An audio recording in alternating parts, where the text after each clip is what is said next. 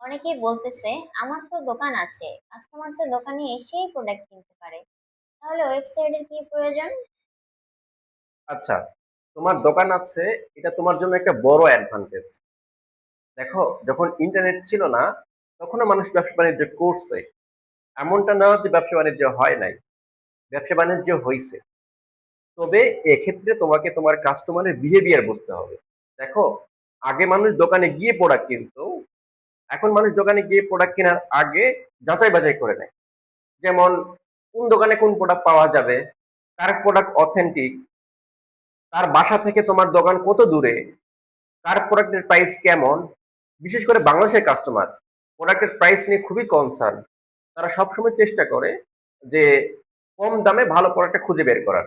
একটা গবেষণায় দেখা গেছে যে যাদের অনলাইন ভিজিবিলিটি বেশি তাদের সেলসও বেশি।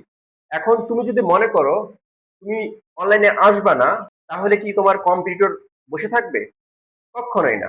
তুমি যখন মনে করতেছো যে ওয়েবসাইট করা অনেক ঝামেলা, ওয়েবসাইট থেকে সেল হয় না, ভক্কর চক্কর অনেক কিছু, তখন তোমার কম্পিউটার ওয়েবসাইট করে তোমার যেসব কাস্টমার অনলাইনে কেনাকাটা করতে আগ্রহ পোষণ করে সেসব কাস্টমারকে সে তার দিকে টেনে নিচ্ছে। এভাবে তুমি দিন দিন কাস্টমার হারাচ্ছ। এক্ষেত্রে তুমি একটা কাজ করতে পারো, যে তোমার দোকান বা শোরুমের পাশাপাশি তুমি তোমার প্রোডাক্টের অনলাইন ভিজিবিলিটি বাড়াতে পারো। এতে করে যেসব কাস্টমার অনলাইনে কেনাকাটা করতে আগ্রহ পোষণ করে তারা যাতে অনলাইনে কেনাকাটা করতে পারে।